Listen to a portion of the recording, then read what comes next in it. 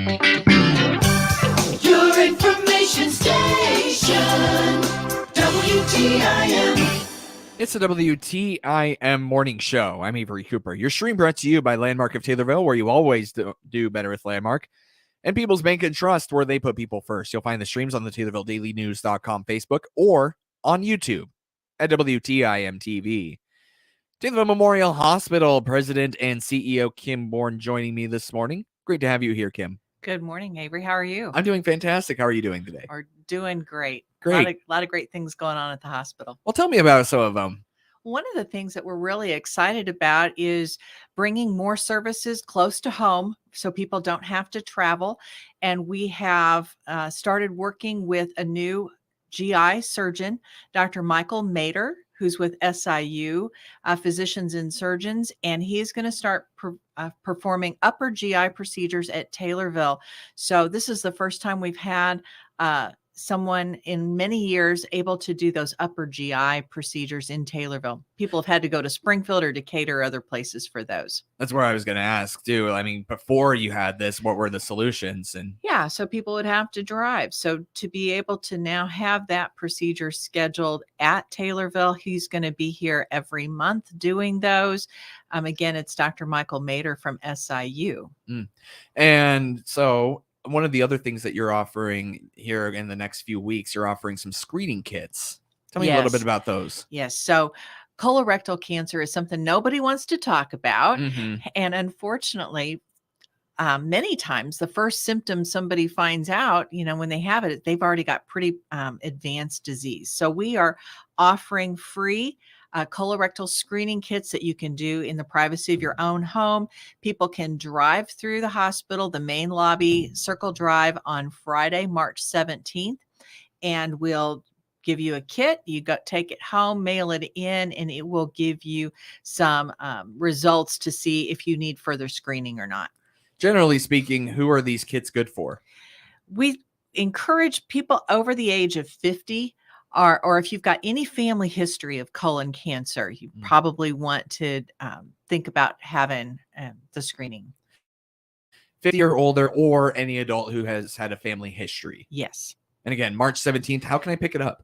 You just drive up through the front lobby of the hospital, stay in your vehicle. We'll hand you one through the window. You can take it home and then mail it in, and then you and your doctor will get results. And if you're not able to come that day, call the hospital and we will arrange for a time for you to get that. If you can't make that date, call us at 217-707-5258. Again, that's 707-5258, and we will make sure you get a kit.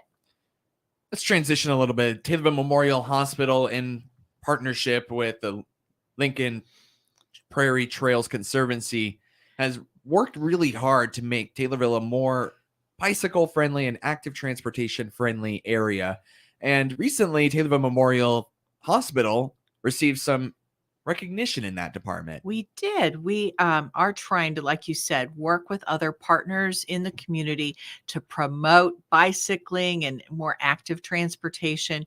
We recently earned a Bronze Bicycle Friendly Business Award from the League of American Bicyclists. And it's really recognizing some things we've done at the hospital to promote a more bike-friendly environment. One of the things that we did was we've installed bike racks, for people, anybody coming to the hospital, not just our colleagues, a bike fix-it station that's there with an air pump and some basic tools. So if people need, to do a little bit of work on their bike. We've also last fall put on a bicycle rodeo for kids in the community so that they could come get their bike checked out and make sure that it was ready to go. Gave away bikes, and we're planning another one of those for this spring. Fantastic. Do you have any details on the bike rodeo yet, or is it a little further than the we spring? don't. Just No? keep your lookout. I think sometime in May we're planning on having that. It'll be a little nicer weather, and we'll get those dates out. It'll be on the campus of the hospital, right in our parking lot. And we had really great turnout in the fall, and so we're excited to do it again in the spring. Do you have any other bike-friendly renovations planned in the next 6 to 12 months? We are looking at how we can work with other groups in town to establish trails of, paths, not just the bike trail itself, but other routes throughout town to make sure that there's good routes for people to bike. I see. Partnering with the rest of the community. Right. If I may, Kim, why, or I guess, why is it in the interest of the hospital to make sure that Taylorville is bicycle friendly? We want to encourage overall fitness, and certainly biking, instead of taking your car, encourages people to be active, physically active. One of our community health needs assessment priorities is obesity. We have a pretty high incidence of obesity and overweight in the county, like many communities. We think just promoting healthier eating as well as more active lifestyles, including bicycling, is a strategy long term to help our community be more health, fitness conscious. And for those who aren't familiar, maybe you could describe the community health needs assessment Oh, and what that sure. is. Sure. Every 3 years, not for profit hospitals are required actually by the government to go through a process to look at what are our top needs for community health. And every community might be a little bit different. So we did that back in 21 and used a variety of data and input from many people to describe what are the top 3 areas that we think the hospital can make some impact on for our community's health. Our top 3 priorities are mental health, particularly for youth, but mental health overall, obesity, and then lung health. We have very high incidence of chronic obstructive pulmonary disease, asthma, and lung cancer in Christian County. So we're looking at ways that we can make a difference for our community's health, primarily in those 3 areas. Again, mental health, obesity, and lung health. Kind of on that same page, I wanted to give you a chance to highlight some other things that you have done to improve the other categories, such as mental health and lung health. Sure. We are always trying to promote to the community the services that are available for mental health. There are many more services now available than there were, let's say, 5 years ago. So Memorial Behavioral Health now has a presence up on Bidwell Street, the building that they share with SIU, but there's 2 different, healthcare businesses there. So there are mental health counselors there. There's also the 988 mental health number that is available just like 911, that anybody can call anytime and talk to someone and try to get more support for mental health challenges or help know what resources are available. So those are 2 things that in particular we're really trying to work on for mental health. Fantastic. And just for those who aren't familiar, the 988 number has replaced the old 8772. What is it? 800-273 talk is what it used to be. Yeah. 800-273 talk. It's just a shorthanded, as you Right. mentioned, like 911. Instead, it's 988. 988, and you can dial it from, any phone. It's kind of like 911 for mental health. You're going to be connected immediately to a mental health professional when you call that number. They also have specific counselors with that number who have expertise with farm health and farmers who are struggling, or farm families who struggle oftentimes with mental health issues related to just the challenges of agriculture and agricultural careers. So it's good to know in our community that there are those specialized resources available too. I understand, or I would imagine actually, that the Catch My Breath program at Taylorville Memorial High School is how you've addressed the third, which is lung health. One of the things one of the we've done, examples. yeah, so that in the junior high school, Taylorville Memorial Hospital has helped train some teachers at the junior high to do vaping prevention courses for all junior high students. And we're now doing that same training in Edinburgh and Morrisonville to reach out to other schools in the community. Don't think many people recognize the dangers of vaping, that many of those products are, extremely high in nicotine, and kids get addicted to that, as well as it's kind of like inhaling hairspray. It's all kinds of chemicals are going into those lungs, and you don't really know what the long-term effects are going to be. So the schools have reached out to us and said, hey, come and help us teach kids about why this is such a bad idea and how they don't even want to get started. And then we've also then started a vaping cessation program in the junior high for kids who are hooked on it and who want to quit. That's fantastic. Anything else that you'd like to highlight in your community health needs assessment, that things that the hospital has done to address those needs? Well, we recently, just last week, had an air fryer class in cooperation with the Extension Office. Again, in all of this work, Avery, we're trying to just not be the only one out there. We're partnering with Extension Office, the schools, the biking groups, the others. We are most effective if we're reaching out and working with others in our community to tackle these issues. So we did that healthy frying class. It was totally filled to capacity, a waiting list. And so we're looking at when we can schedule another one of those to just give people those practical ideas that they want to know of. How do I make meals healthier for me and my family? Do you have an air fryer? I do. What's your favorite thing to air fry, if you can think of? Right now, I'm on a air frying salmon kick, or fish in I general. have not tried that. Mm. So I have only used it just a few times, to be very honest, Okay. and have used it with things like, French fries. Instead of Mm. putting them in the oven, put them in the air fryer, and they're a Mhm. whole lot crispier than they Mhm. were. And you're not using the fat that you Right. were. The other thing that I use a lot is an Instapot. Mm. The pressure cooker. You can cook really healthy things in a short amount of time. So vegetable soup, or making dried beans, or um, pulled chicken. Those are some of my favorite things Yeah. to use with the Instapot. Healthy meals in a short amount of time. And that's some of the things that Lisa Peterson taught with that cooking for the heart air frying class. Okay.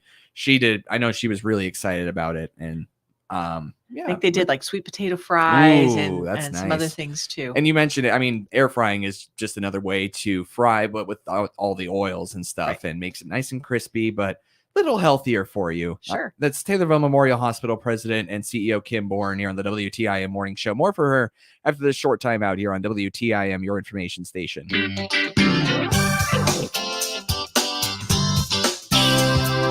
WTIM.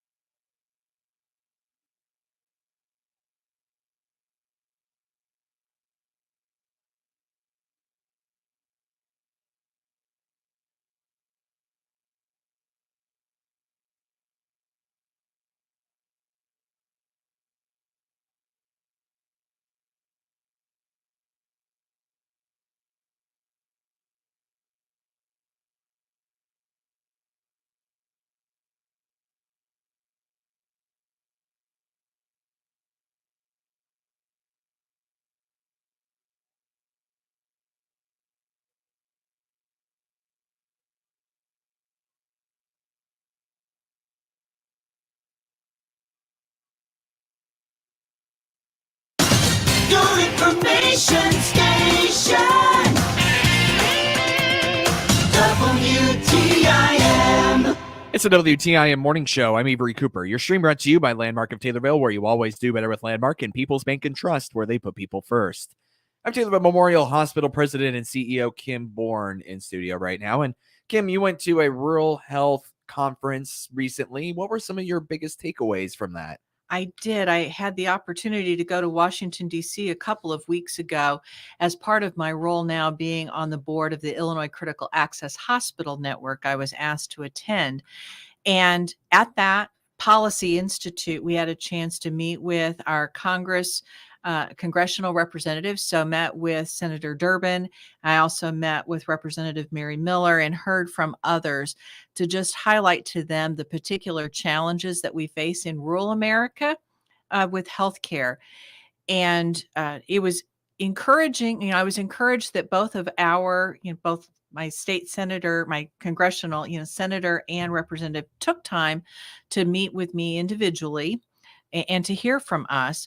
But I also came away knowing that it's really important that we get our message out to our representatives and make sure that they do know what the challenges are and that we fight for what we need in rural America, not just the big cities. So there was certainly an openness to hear from us of the challenges that we have with people not having access to health in smaller communities like ours. Right. When you look at rural health, just generally speaking, I understand we're pretty lucky in that aspect. But what are a lot of other communities experiencing? I think we are experiencing some of those same challenges, that it's very difficult for people in a small community, a rural community, to have access to some of the specialists. And so we more often have to rely on telehealth for things like our mental health services. There's a nationwide shortage of psychiatrists. And so we're only able to get psychiatry services often through virtual means, telehealth, phone, and video calls. And just reminding our legislators that we've got to have equity in how those things get funded in smaller communities. Because so much of the resources do go to the large cities. Specialists for things like I said, SIU, we've got a specialist coming. That's great, but not all communities have those specialty physicians coming to them.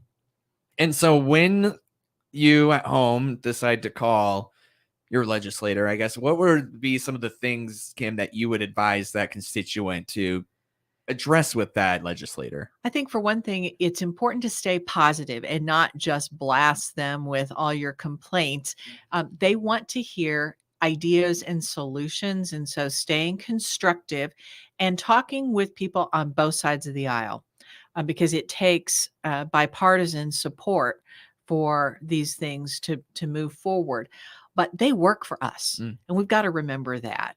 And what I know from personal experience of working close to people involved in politics is they want to hear from people, and so speak up.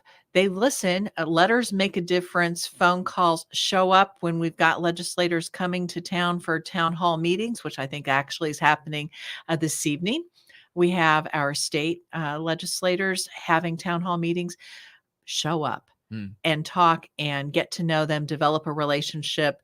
And if you've got ideas, offer your ideas. I heard pretty regularly when I've talked to them, don't just bring me complaints, bring me some ideas and solutions and some paths forward. Right. Sometimes being civically healthy is just as important as being mentally and physically healthy. That's right. Yeah. The other thing I think is important is people get involved, whether that means, are you willing to run for the school board, the county board, the library board, the park board, or an office, or support somebody who you think would do a great job? I think there's a lot of room for us to get involved.